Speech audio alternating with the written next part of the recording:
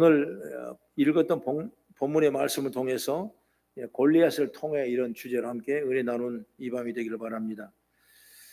오랫동안 목회를 하신 목사님들을 가끔 들어보면 그 목회 생활이 얼마나 힘들고 때로는 어렵고 때로는 은혜였는지를 말씀하는 그 과정을 통해서 우리는 은혜를 많이 받은 그런 기억이 나는 것입니다. 그런데 어떤 목사님께서 몰로 목사님에게 물어봤어요. 목회하는 중에 가장 안타까운 일이 어떤 일이라고 생각합니까? 그렇게 말씀을 물어보니까 그 자기가 마음이 아픈 그 일들을 후배에게 말씀 주시는데 바로 신사참배를 했던 그 아픈 상처를 갖고 있는 분인 것입니다. 그러니까 믿음으로 살아가야 되는데 목회자라도 믿음으로 살지 못하고 오늘 무엇을 먹을까 입을까 마실까 그게 놓이다 보니까 신사참배를 하게 되고 또 안 하면 순교를 당하고 옥에 들어가고 엄청난 고통이 역사가 핍박이기 때문에 그런 신사참배를 했다. 왜 그렇게 했습니까? 물어보니까 그 당시에 그 목사님께서 사모님이 자녀 셋을 낳았는데 마지막 세 번째 낳다가 사모님이 돌아가셔 죽었어요. 그리고 그 아이를 그 목사님이 키우다가 안 되겠으니까 이제 어느 젊은 아내를 맞이하게 됐고 그 젊은 아내는 이 자식을 셋을 키워야 남의 내 뱃속에 낳은 아들이 자녀가 아니라 남의 뱃속에 낳은 아들을 키워야 되는데 오직 남편 사랑하는 마음으로 키웠는데 그 목사님이 생각할 때 그게 너무나 미안한 거예요.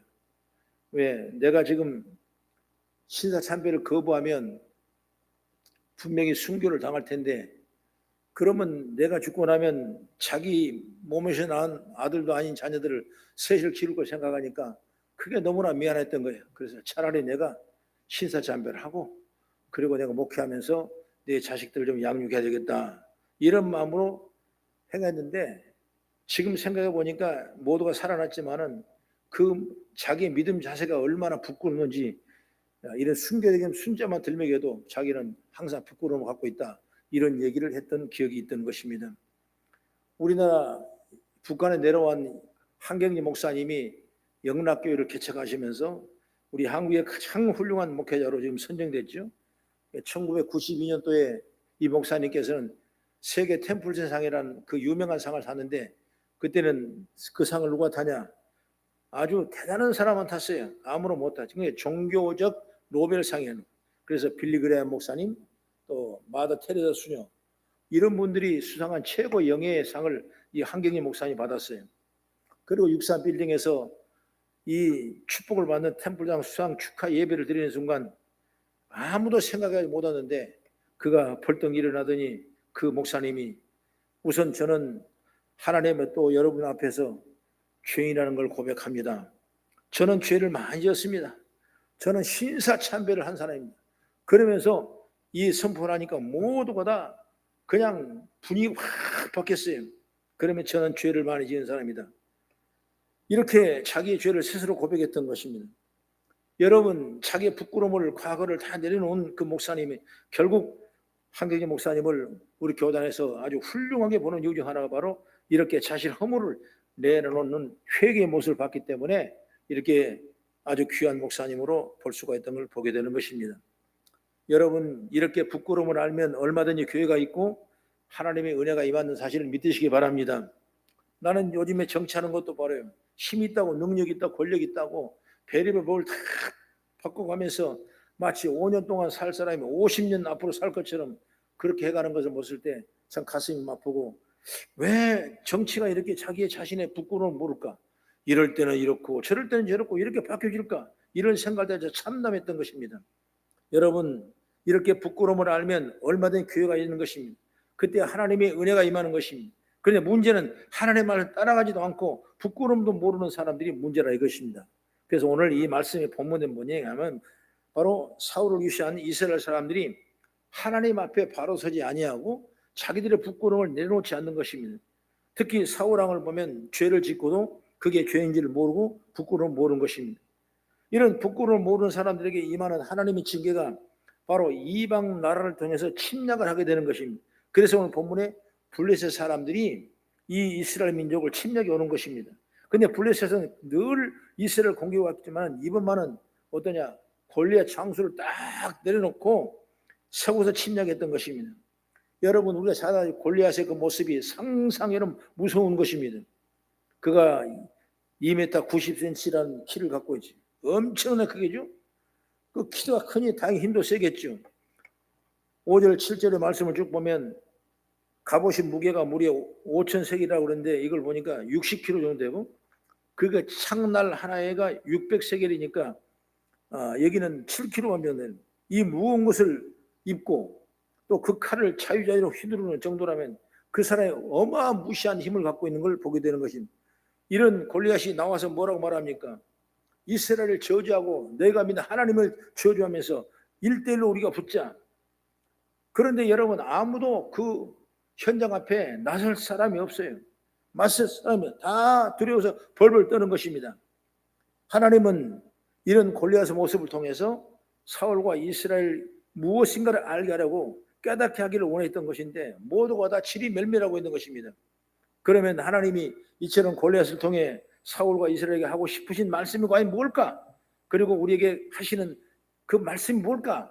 라고 우리 설교를 들으면서 우리 마음에 적용해보는 그런 지혜가 있길 난 주의 이름으로 축원합니다. 그럼 먼저 첫째로 하나님은 골리앗을 통해서 믿음이 없으면 망신을 당한다는 걸 알려주긴 것이다. 그러니까 우리가 믿음 없이 요리조리 피해서 잘 되는 것 같지만 아니에요. 언젠가 여러분 믿음이 없으면 대망신을 당할 수밖에 없는 것입니다. 오늘 8절에 10절의 말을 쭉 보니까 이스라엘 군대를 향하여 어떻게 말합니까? 너희는 한 사람을 택하여 내게로 보내라. 내가 나와 싸워서 나를 죽이면 우리가 너의 종이 될 것이고 만일 내가 이겨서 너를 죽이면 너희가 우리의 종이 되어 우리를 섬길 것이라. 이렇게 골리앗이 선포를 하는 것입니다. 이렇게 말하는데 누구 하나 아무런 대응을 하지 못하는 것이에요. 응대한 사람이 없어요. 싸우겠다는 사람이 없는 것입니다. 왜? 너무나 두려우니까, 너무나 크니까, 게임이 안 되니까. 그런데 하루 이틀 갔으면 지나갔는데 무려 성경을 보니까 40일 동안이라 했습니다. 밤낮으로 이렇게 나와봐라. 네가 나를 이기면 내가 내 종이 되겠고 네가 나를 이기면 내 종이 되겠다고 하나님을 멸시하고 이스라엘 민족을 멸시하고 이런 골리앗의 포효 앞에 지리멸멸하고 모두가 다 두려워 떨었던 것입니다. 여러분, 두려운 것은 누가 주는 것이냐? 마귀가 주는 마음인 것입니다. 여러분, 안 된다 낙심하고 좌절하고 힘든 거 누가 준 겁니까? 다 마귀가 주는 것입니다. 누가복음 22장 31절 이하의 말씀 보면 베드로가 여러분 예수님을 3번이나 부인하죠. 그때 성령께서 말씀하신 베드로가 밀 까부르듯이 까부르러 간다.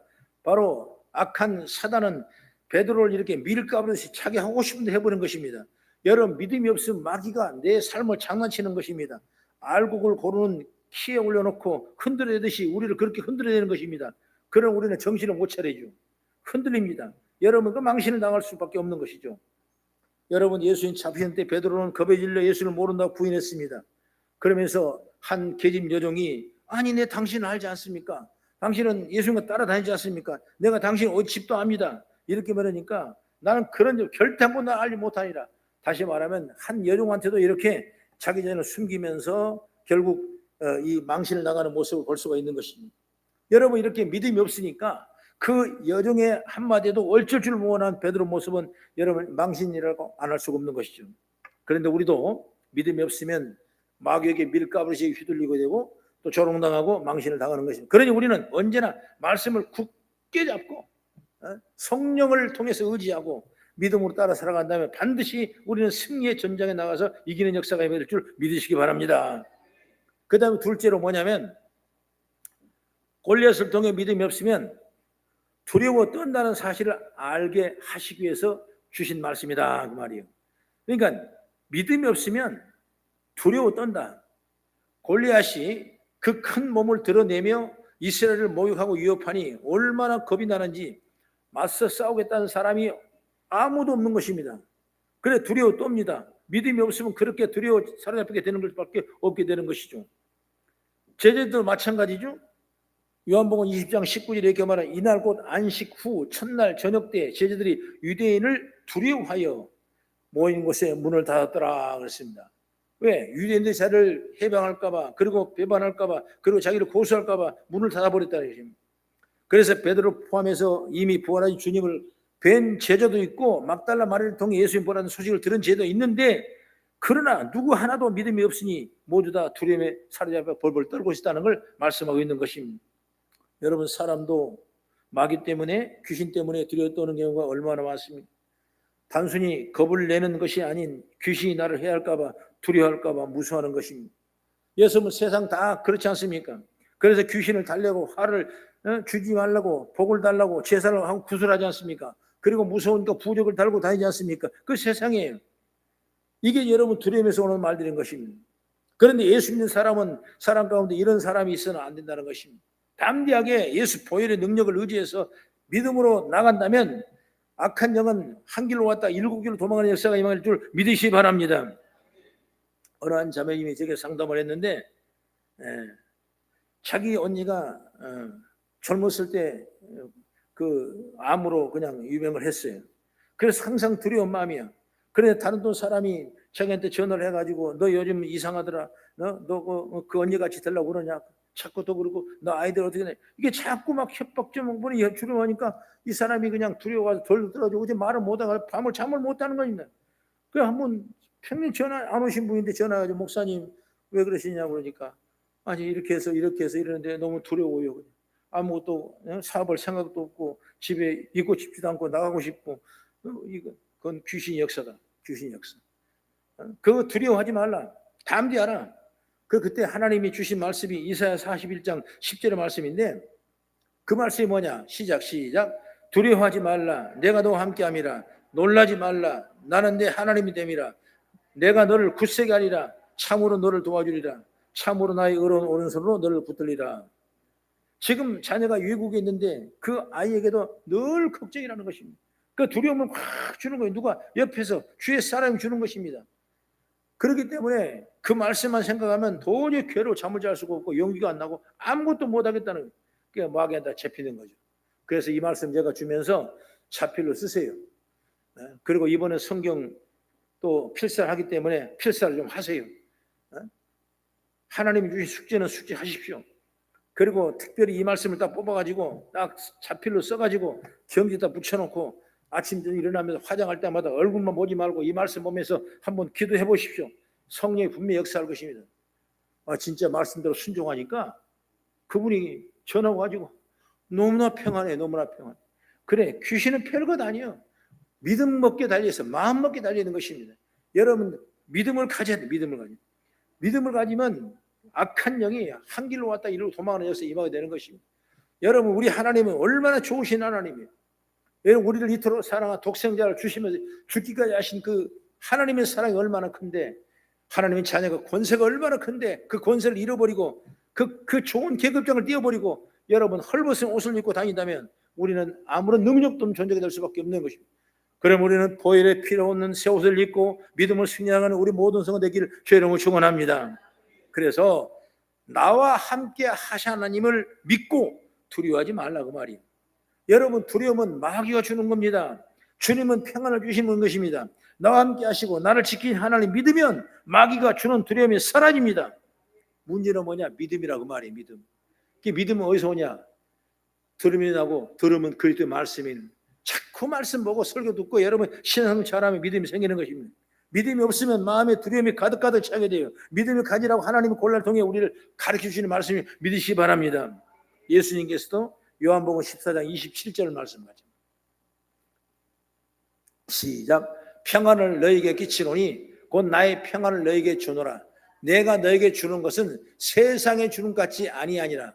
너희는 마음에 근심하지도 말고 두려워하지도 말라. 할렐루야. 바로 이 골리앗을 통해 믿음이 없으면 두려워 떤다는 사실을 보여주는 것입니다. 그럼 어떤 골리앗 같은 악한 영이 앞에 가로막더라도 담대하게 믿음으로 승리해 나가는 우리 성도가 다 되어 평안을 누리는 복된 역사 있기를 축복합니다. 마지막으로 세 번째, 그럼 골리앗을 통해 믿음이 없으면 하나님의 영광이 나타나지 않는다는 것을 알 수 있어야 되는 것입니다.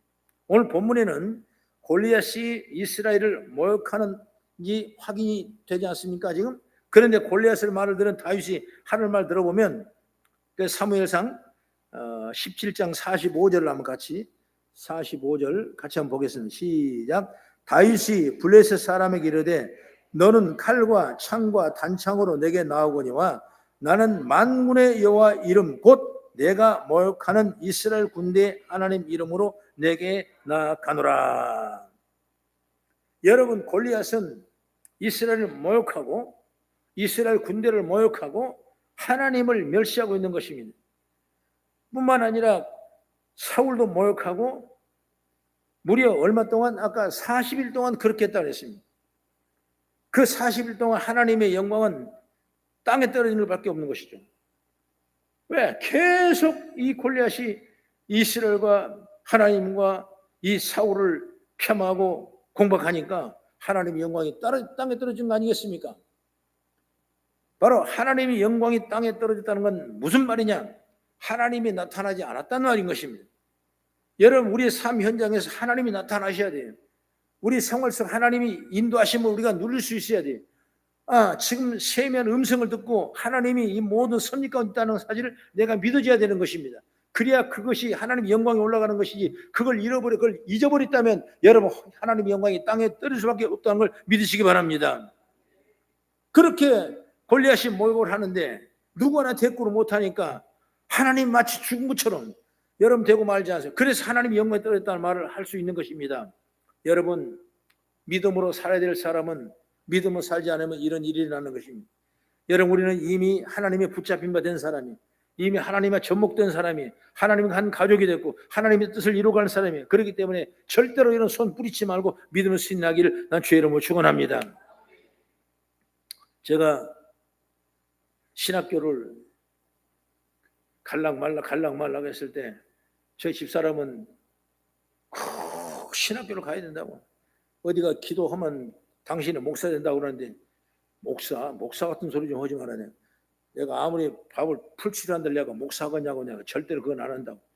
가만 생각해, 목사님은 옛날에 보면 까만 양문 입고 아줌마들 몇 명 질 끌고 다니면서 이방 저방 돌아다니면서 뭐 그런 거 아니야. 나는 그 체질이 아마 도저히 나 목사 못 한다. 그런데 기도하면 자꾸 목사라고. 당신이 이렇게 연단과 이렇게 어려움을 당하는 건 다 사명들 안 가게 되면 그렇기 때문에 반드시 그 길을 가야 된다고. 갈까 말까 했는데 그때 마침 연합 부흥회를 하고 있는데 사람이 한 1000명 정도 이렇게 쫙 모였어요. 이렇게 와 모였어요. 어느 부흥사가 이렇게 설교를 하는데 나보고 올해 사업하는데 현장에 있지 말고 내가 자리 잡아놓을 테니까 오라고. 아예 안 간다고. 내가 지금 이 바빠 죽겠는데 지금 거기 가게 생겼냐고. 그러니까 저녁 예배 마지막 날이니까 빨리 좀 오라고, 자꾸 오라고. 안 간다고.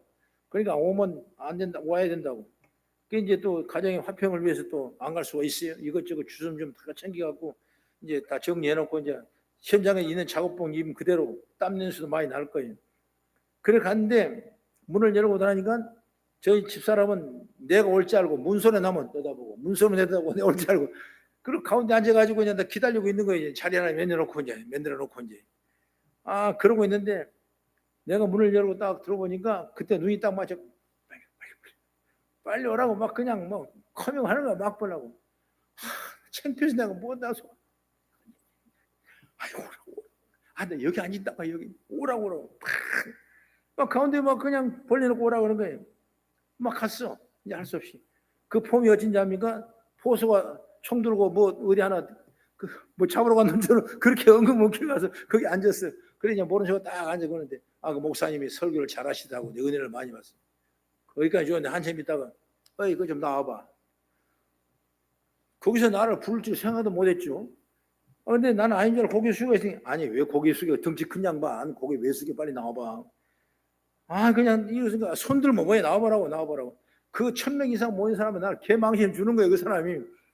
이거 나갔죠. 그냥 저는 남들은 키 크다고 좋다 그러는데 난 키 좀 적었으면 좋겠어요. 그냥 달랑달랑 따라다니면 얼마나 좋겠어요. 근데 그 큰 키가 또 그냥 또 포수 같은 모습을 하고 또 꾸부려가지고 가니까 얼마나 내 자신 창피해요. 여기까지 올라가서 너는. 그러면서 그 사람이 나를 손을 잡고 이리 강단다 쇼를 했어. 나는 그런 거 제일 싫어하는 사람인데 제일 싫은 걸 나를 시키는 거야. 따라와. 따라가. 이리저리 끄고다 이리저리 끄고다 사업을 끄다닌다. 와 그러면. 근데 그 사람이 얼마나 손이 센지 그냥 부흥회 다닐 때 맨날 그것만 하셨는가 봐. 당연히 딱 잡고 이리 왔다 가면 따라와.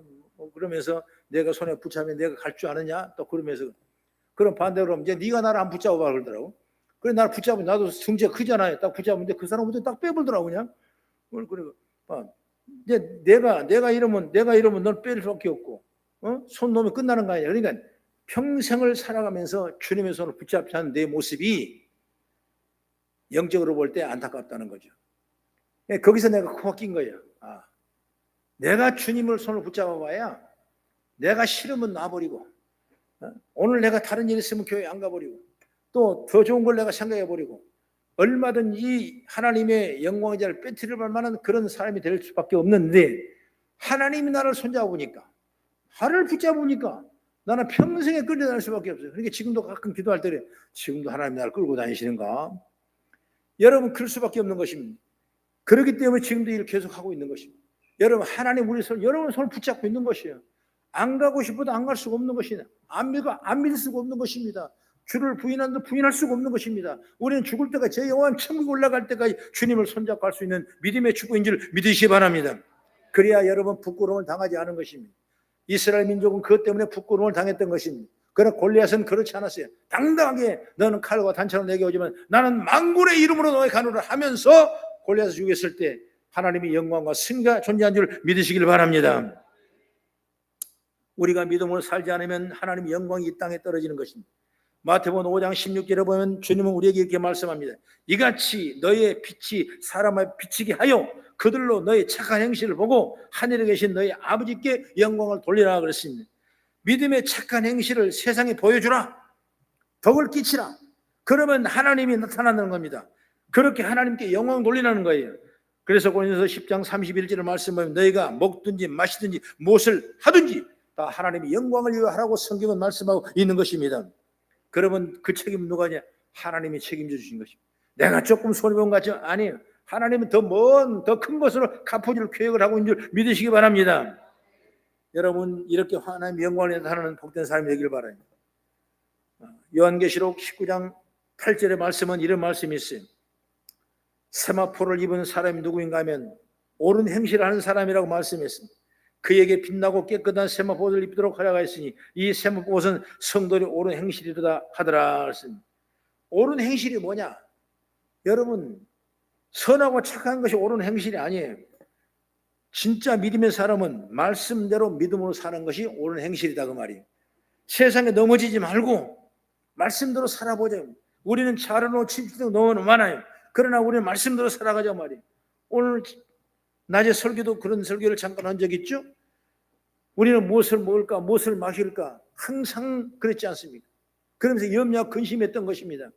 그럴 때 예수님께서는 어떻게 말합니까? 저 빈들의 백합을 보라. 걸음을 주지 않아도 저 꽃이 이렇게 피고 솔로몬의 영광이 비치지 않느냐. 여러분 공중에 나는 새를 보라. 그들이 창고가 없어도 새 먹을 거 다 있지 않느냐. 너희가 지금 구하는 건 한낱 이방인들이 구하는 것이다. 그러나 하나님은 우리 자녀에게 더 좋은 것을 주시기를 약속했다고 성경은 말씀하고 있는 것입니다. 그럼 우리가 항상 믿음으로 살아갑시다. 하나님 우리의 모든 책임질 것입니다. 하나님 우리 삶을 지켜줄 것입니다. 우리 동의해 줄 것입니다. 그게 바로 말씀대로 살아가는 것입니다. 할렐루야. 말씀대로 살지 않으면 이스라엘이 그랬듯이 우리도 마귀에게 망신을 당하고 모욕을 당할 것입니다. 두려움이 가득한 삶을 살 수밖에 없을 것입니다. 그러면 나의 삶을 통해 하나님이 드러나지 않습니다. 내가 믿음으로 살아가니까 여러분 하나님의 영광이 우리 삶의 열매가 되는 것입니다. 내가 말씀대로 살아가니까 그때마다 여러분 작든 크든 열매가 우리 앞에 전개되게 있게 되는 것입니다.